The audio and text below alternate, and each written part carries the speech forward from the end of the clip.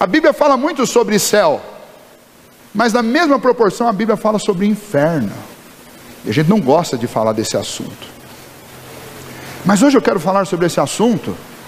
Por quê? Porque pais crentes vêm à igreja e batizam seus filhos, porque eles estão preocupados que os seus filhos se tornem cidadãos dos céus, e não aqueles que vão sofrer e angustiar eternamente no inferno. Ao longo de muitos séculos, muitos homens eruditos têm tentado omitir e têm tentado desconstruir a ideia de inferno da sociedade. Tanto é que a maioria das igrejas não toca nesta palavra inferno. As pessoas não falam sobre isso, mas a palavra de Deus fala sobre isso, porque o inferno é a marca, não do amor de Deus, mas o inferno é a marca da justiça de Deus. Como a gente só gosta de falar do amor de Deus e não da justiça de Deus, a gente simplesmente ignora essa parte das Escrituras e fica só com a parte que fala sobre o amor. Mas não há nada que nos faça desejar mais o céu do que falar sobre o inferno. O Senhor já deu demonstrações da sua justiça e da sua ira muitas vezes. Nenhum arqueólogo nesta terra, seja na geração passada, seja na atual e provavelmente nas próximas, nenhum arqueólogo neste planeta nega que houve uma grande enchente sobre esta terra, que as Escrituras contam como um grande dilúvio. E o que foi esse grande dilúvio? Quando este dilúvio aconteceu, a terra estava tão populosa como ela está hoje. Não sei se eram 7 bilhões de habitantes, mas eram com certeza bilhões de habitantes, fora os outros seres que existiam nessa terra. Mas quando você lê Gênesis, a partir do capítulo 6, você vai ver que Deus ficou tão indignado, e Ele ficou tão irado com esse mundo, que Ele decidiu acabar com tudo. Ele salvou 8 pessoas, 8 seres humanos, e alguns pares dos animais que existem sobre essa terra. De alguns 6 pares, de alguns 3 pares, de alguns um único casal. E a gente fica falando sempre sobre o amor de Deus e esquece que Deus também é justo, e a justiça de Deus é absolutamente implacável. E o que aconteceu no dilúvio foi a manifestação da justiça santa de Deus, que simplesmente extinguiu da face da terra a história de bilhões de pessoas. Quando a gente lê Gênesis capítulo 6, a gente fica pensando, bom, Deus criou no capítulo 1, no capítulo 6 tinha quantas pessoas lá? Umas 20, 30? Não. Do capítulo 1 de Gênesis até o dilúvio, são cerca de 2000 anos. Em 2000 anos, o ser humano, que era muito mais fértil do que é hoje, já tinha enchido esse planeta. Existem escavações hoje, que encontram construções datadas de um tempo pré-diluviano, que simplesmente transmitem a ideia de que havia indústria metalúrgica antes do dilúvio. Se você quer ler mais sobre isso, você pesquise sobre alguns pináculos que existem ainda na região da Turquia, e que são tão profundos que eles atravessam a camada diluviana, e um deles especialmente, tem um metal que não enferruja, que nós não conseguimos produzir até hoje. Ele foi fundido, e essa fundição, ela foi construída antes do dilúvio. Então existia indústria metalúrgica antes do dilúvio. Você tem dúvida que esse planeta estava entupido de gente? E Deus destruiu tudo isso com água. Se você viajar para a Palestina, você vai a uma região que é um ponto turístico, que é o Mar Morto. E em volta do Mar Morto existem desertos de sal, montanhas de sal, área grandiosa, onde só existe sal e enxofre. Sabe o que existia nesses lugares? O que existia nesses lugares era uma cidade impenitente, que experimentou a ira de Deus. Sodoma e Gomorra atingiram a tolerância de Deus, e Deus decidiu puni-las. Mas isso tudo não chega nem perto do que é inferno. Nínive foi uma cidade da Assíria, uma cidade que se ensoberbeceu. Deus mandou um alerta, ela se arrependeu e Deus permitiu que ela ficasse viva. 100 anos depois, ela novamente se ensoberbeceu e começou a fazer maldades com todos os seus vizinhos. E Deus fortaleceu outros povos, e eles foram com tanta fúria para cima de Nínive, que era a cidade mais linda do Império Assírio, grande, evoluída, cheia de progresso, ela foi destruída.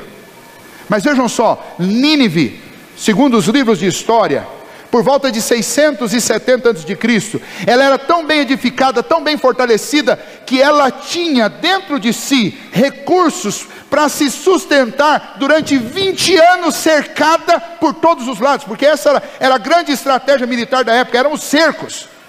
Nínive era tão bem preparada para a guerra, que ela era capaz de resistir a 20 anos de cerco, sem ninguém sair e sem ninguém entrar na cidade. E vocês acham que isso tudo deteve a mão de Deus? Nós vamos começar a estudar na escola dominical sobre o profeta Naum, e o profeta Naum traz uma mensagem da parte de Deus: eu vou destruir Nínive, é o que Deus disse. E a destruição de Nínive foi tão grande, tão terrível, que nem os destroços de Nínive sobraram, de tal maneira que do ano 500 para frente ninguém mais sabia onde foi Nínive. A localização de Nínive foi descoberta agora em 1872, foi o ano que alguns escavadores conseguiram descobrir algumas moedas que pela data identificaram o local onde provavelmente foi Nínive, porque Deus varreu Nínive da face da terra. E tudo isso não chega nem perto do que é o inferno. E Jesus nesse texto está dizendo: se você desvirtuar ou apontar o caminho errado da salvação para alguém, era melhor que você tivesse morrido.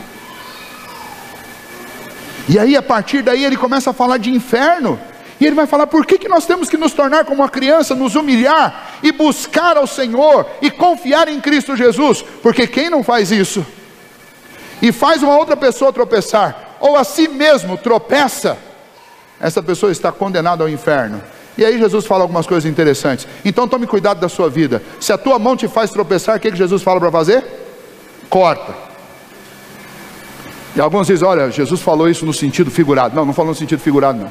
Não tem nada nesse texto figurado. Esse texto é uma narrativa de uma história. E esse texto traz um sermão de Jesus. Não tem nada figurado aqui.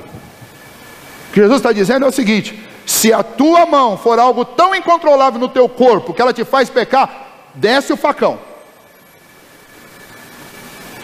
Se o teu olho, você não consegue controlá-lo, e ele fatalmente te leva a olhar para aquilo que te faz pecar, arranca o olho. Você fala assim: mas como que Jesus fala isso? Bom, pense comigo.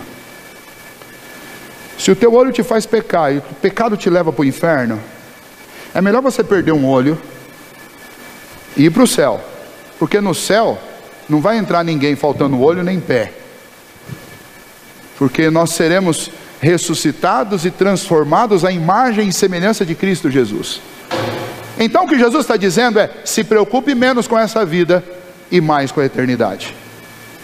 Se você se preocupar menos com essa vida e mais com a eternidade, você não vai ter problema em abrir mão de coisas que nesta vida podem te impedir de provar a eternidade. É isso que Jesus está dizendo.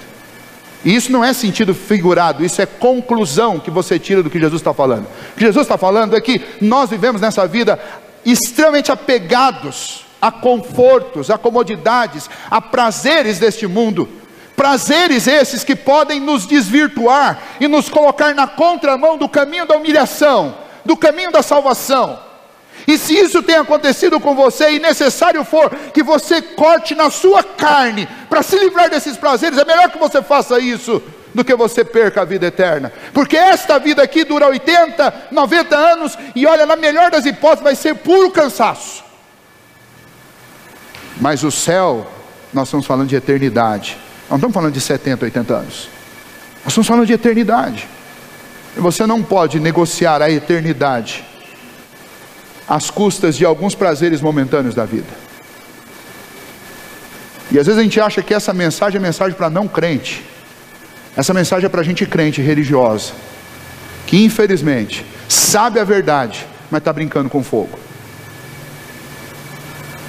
E então Jesus está falando para os seus apóstolos: cuidado, Não se iludam, esse desejo de ser grande de vocês é um grande pecado, é uma grande arrogância, e isso leva vocês para o inferno. E o inferno é real, e o inferno foi preparado, e da mesma maneira que não há nada que descreva quão magnífico será o céu, também não existe nada nessa terra que descreva quão terrível é o inferno. Lá em Hebreus capítulo 10, no versículo 25, 26 e 27, o autor da carta aos Hebreus fala sobre, da mesma maneira que existe uma ardente expectativa pelo céu, existe uma horrível e tenebrosa agonia e grande medo pelo inferno. E é bom que isso exista no coração dos homens, porque se eu não tiver medo do inferno, eu não vou andar longe do pecado. Eu vou flertar com o pecado, e se eu flerto com o pecado, eu estou me entregando ao orgulho e à presunção, estou deixando de ser como uma criança.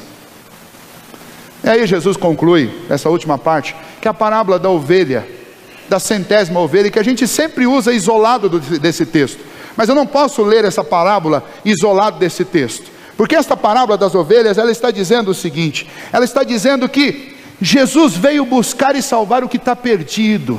Jesus veio pelos pequeninos, e o grande prazer e a grande alegria do Senhor é salvar gente perdida.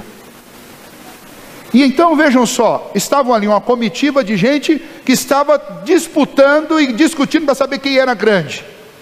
Aí Jesus chega para eles e fala assim: olha, o pastor perde uma de suas 100 ovelhas, ele larga as 99 no aprisco e vai buscar. E quando ele encontra a sua ovelha que estava perdida, ele sente mais alegria com ela do que com as 99 que ele deixou no aprisco. Aí só falta Jesus dizer: vocês entenderam o que é que eu desenho? Jesus está dizendo: o que me dá prazer não é ficar aqui nessa discussão com vocês para ver quem é o maior. O que me dá prazer é ir atrás daqueles pequeninos que estão perdidos. Agora uma fala muito importante para nós que somos crentes. O que dá prazer para Deus não são as nossas reuniões.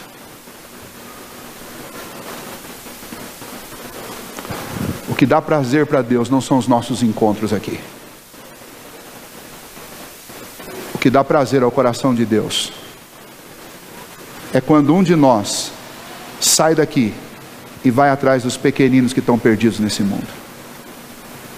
Isso é tão sério que lá em Isaías, no capítulo 1, o Senhor, falando através do profeta Isaías ao povo, diz: as reuniões de vocês me causam enjoo, embrulham o meu estômago.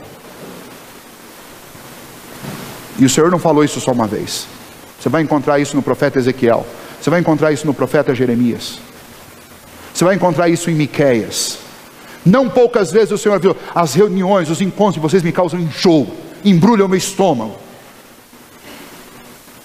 por causa da arrogância, do orgulho, da prepotência. Jesus se alegra em ver crianças, pequeninos nas suas mãos, gente que sabe que precisa, gente que sabe que depende.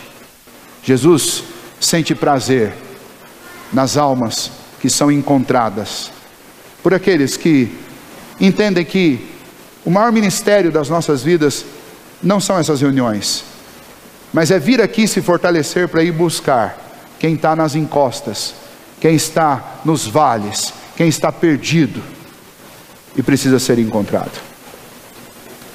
O Senhor Jesus fala sobre isso lá naquelas parábolas da dracma perdida, do filho pródigo, que maior alegria há no céu por uma alma que se converte do que pelo mundo inteiro. Então nesta manhã nós temos muitas lições para a nossa vida, ensejadas pela vida das crianças. Então quando nós estivermos aqui realizando o batismo, que você esteja orando no seu coração, pedindo: Senhor, me ajude a ser como esta criança, que hoje depende inteiramente dos seus pais. Que eu seja assim nas mãos de Jesus, e dependa inteiramente dele.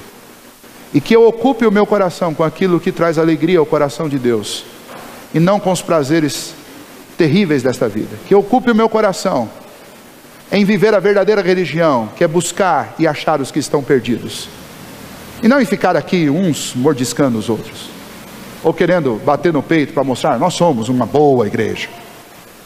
Nós não somos uma boa igreja. Nenhum de nós é. Nenhuma das igrejas são. A boa e perfeita igreja é a igreja invisível de Jesus Cristo, da qual tomam parte todos aqueles que se fizeram como crianças e confiaram completamente em Cristo, abandonaram seus méritos e confiam 100% nos méritos do Senhor Jesus. Ele é melhor do que tudo, e é nele que eu tenho que confiar, e é dele que eu devo depender, para que jamais eu corra o risco de ir pisar as chamas eternas do inferno. Que você confie em Jesus e entregue sua vida completamente a Ele. Pastor, já sou crente. Eu também. Mas Jesus, volta e meia, chega para a gente e fala: se converta. E nesta manhã o Senhor está fazendo isso. Seja como uma criança, seja humilde e se converta a Jesus Cristo. Que Deus nos ajude, que Ele tenha misericórdia de nós.